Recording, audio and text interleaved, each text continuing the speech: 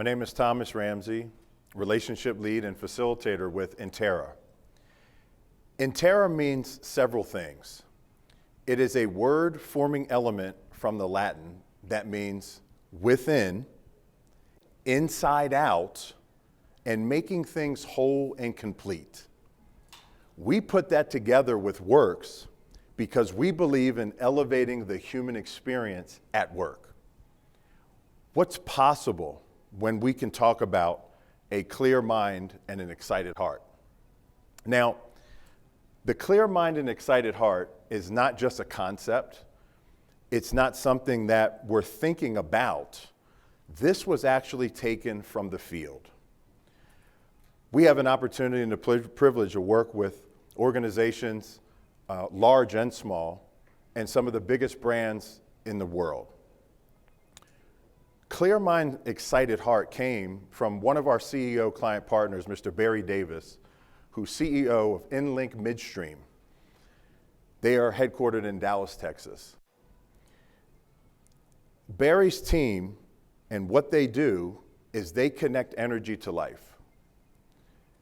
They use their natural gas pipelines, crude oil pipelines, and all the other logistical assets to take the energy to the place where it is produced to the place where it is consumed, and they do that in a big way, all over North America.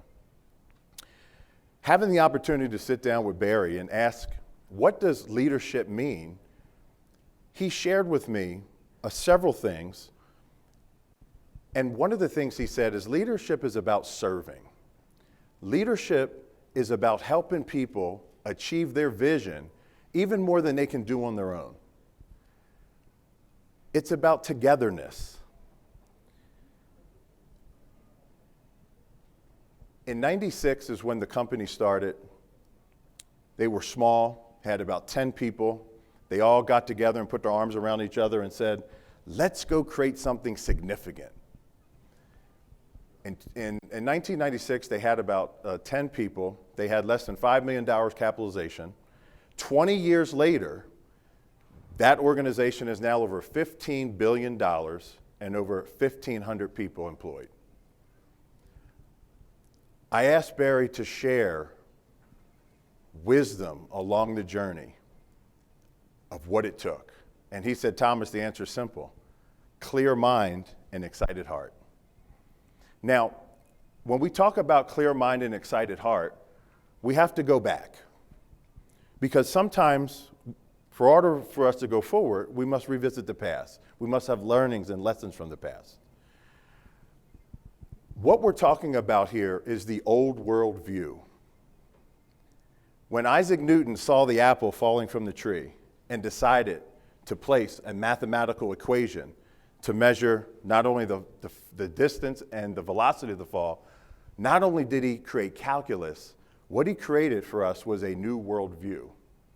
And that new world view consists of everything and how everything is being related to one another.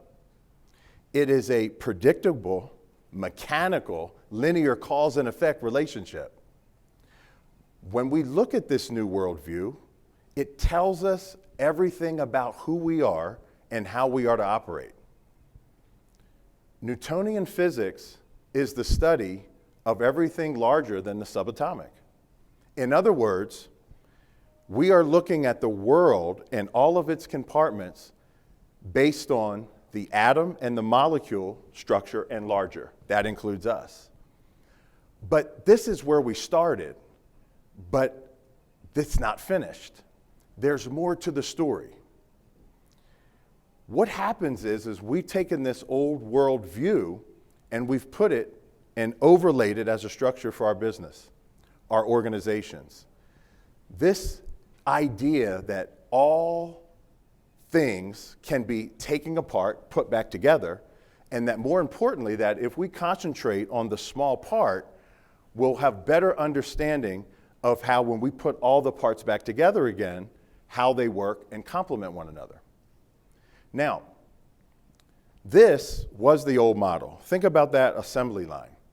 Think about how we've structured governments. Think about how we structured schools and education. Think about how we structured our organization. where we're just bringing people through an assembly line, not understanding the limiting beliefs that they may be facing, not understanding the social and emotional development. It's almost like in education, we're going through a checklist. The reason why we're doing that is because that was the great start, but there's more to the story. When we look at modern day medicine and science, the human body, we have many parts, right? The heart has a specific function in the body to pump blood, to flow to all the other organs. The brain, to think, the mind, will, and emotion, right? If I had a heart problem, I would go see a cardiologist. If I had something wrong with my brain and mind, I would want to see a neurologist, right? If I had a stress fracture, I would want to see an orthopedist. So look what we've done is we've broken everything down into their individual components again in everything that we do. You can see the mechanistic way of how everything flows together. What happens now is that a specialist will address an individual need in the body, prescribe a drug or medicine, and then having to prescribe another prescription to offset the side effects of the first prescription. This is the way that we've been doing things. It was a good start, but there's more to the story. Think about how our current organizations are structured, our paradigms, what we believe is true. Everything is put into a neat little box. Everything has its own component. Think about how we even talk and make assumptions about the organization, right? Let's not worry about any distractions, and change is to be avoided at all costs, right? People are just a cog in the wheel. We've heard this. Top down, right? That's how we have assumptions about our business. What are some of the specific language that we use in organizations? Departments, divisions, everything is modeled after the Newtonian mechanicalistic practice. What we understand that this was just the beginning, there's more to the story. Where does that leave the individuals in the workplace? Disconnected, isolated, and lonely. We're looking at reports in the US. We have over 20,000 US adults participated in a survey. More than half said they are deeply struggling with loneliness, fear, and isolation. These are epidemic levels. Right now, we have the pandemic, where we were told to socially distance. But really what we needed was physical distance, but keep the social interaction. We need to have the connectedness together.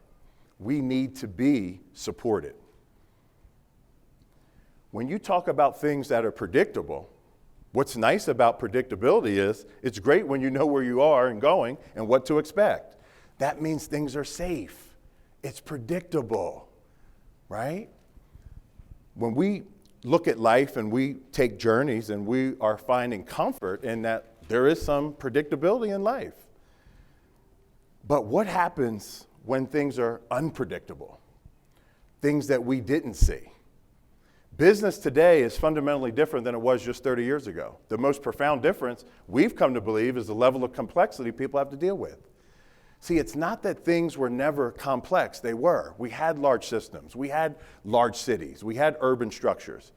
But now the complexity is touching every fabric of the organization and individuals.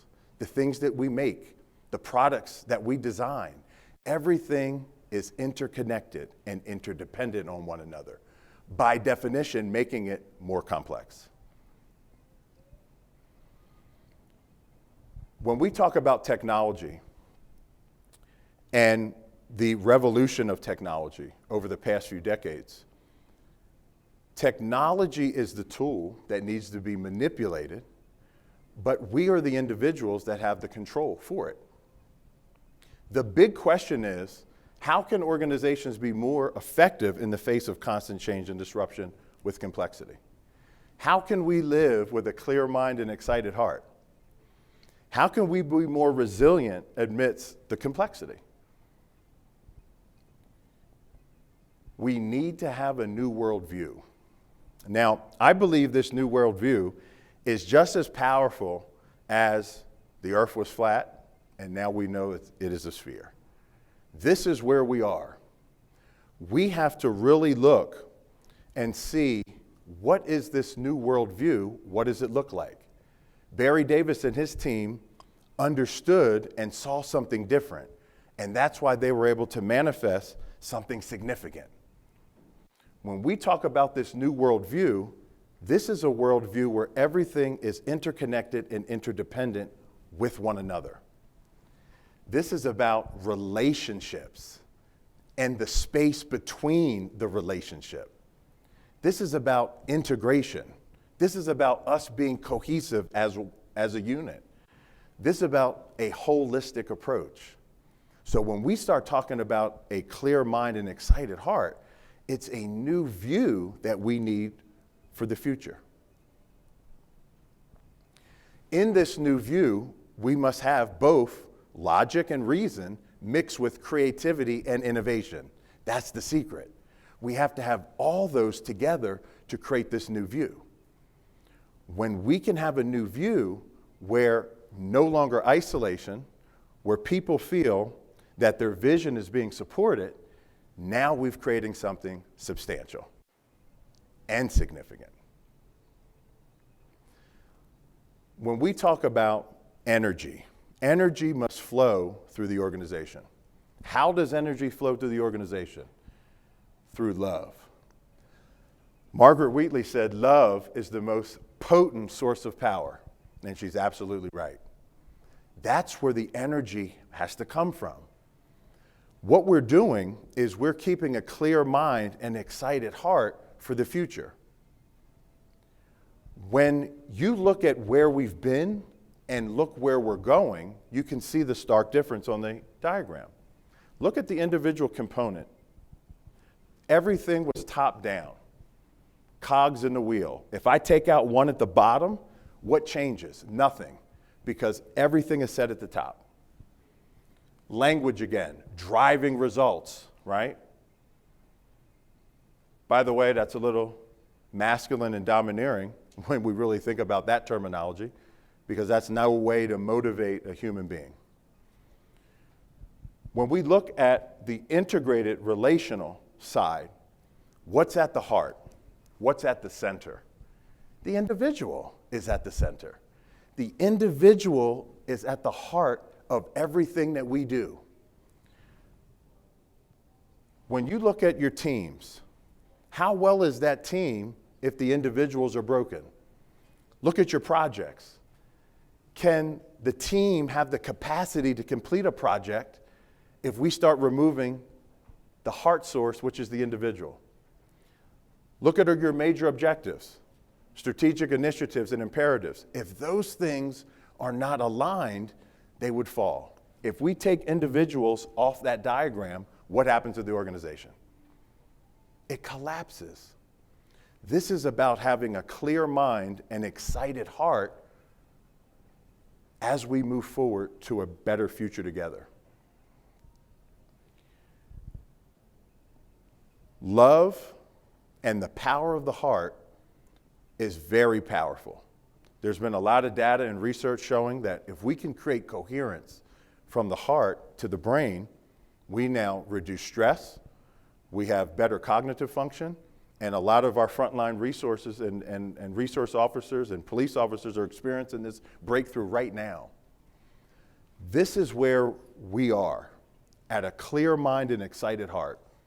How it's done is through sustainable systems and tools that are scalable, that bring all these elements together, where we have better alignment, better focus, reduced distraction, better integrity and accountability. What we understand is that this is about a clear mind and excited heart. to create something significant. It's not just one of us, it's all of us. But it's going to take a new mindset to see it. Leaders, the future is missing.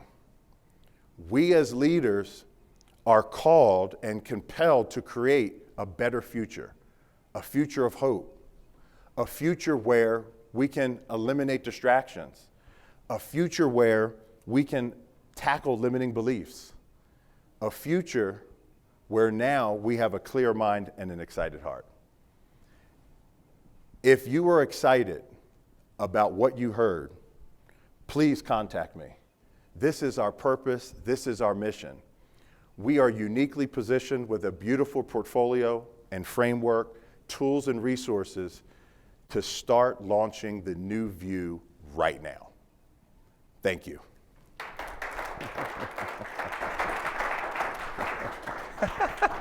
Thank you, sir. When I met this young man 3 years ago, when we were joining forces in TerraWorks, in fact, we did some work together in Austin. Yes, we did. And your heart just comes pounding out of your chest. You're so authentic and believable. Thank you. And when he says, if you're interested, and I know you are, look him up, look them up. I can vouch for the power and the beauty and the consistency of work that TerraWorks does. And again, we thank you guys being a partner. Thank you. Thomas, what do you want us to do better tomorrow? Be honest with us. Before he answers, I want to tell you, Kobe was mentioned earlier today. This gentleman played basketball with Kobe Bryant in high school. Yes, sir. So, yeah, you're not infamous. You're just famous. Very good. So tell us, what should we do better tomorrow, Thomas? Just give it to us. Yep. What I'd like for you all to challenge yourself with is take some time to reflect. What does a clearer mind look like for us all? Because even though we're in a new year, and Greg, you and I talked about this before, we're in a new year, but a lot of times we're bringing the leftover garbage from last year into this year's dining room. Yeah. Let's talk about clearing up some distraction, and then we can focus on what's in our heart. Yeah. What are we passionate about? Where can you go and help somebody else's vision become a reality? Beautiful. That's what I want us to really think about and take away from the session. Yeah, let's get cleaned up so we can get moving. That's right. I call it keeping the crap out of your backpack. Rabbi Jordy have a little different view of the backpack. I don't believe it's baggage, but I believe it sometimes we're carrying so much around in our head and our heart and our gut that we don't take a chance to reach in there and say, is this really useful? Yeah. Nope, let's get rid of it. There you go. Thomas Ramsey, I can't thank you enough. Thank you. Thank you, Greg. Thank you, brother. Thank you.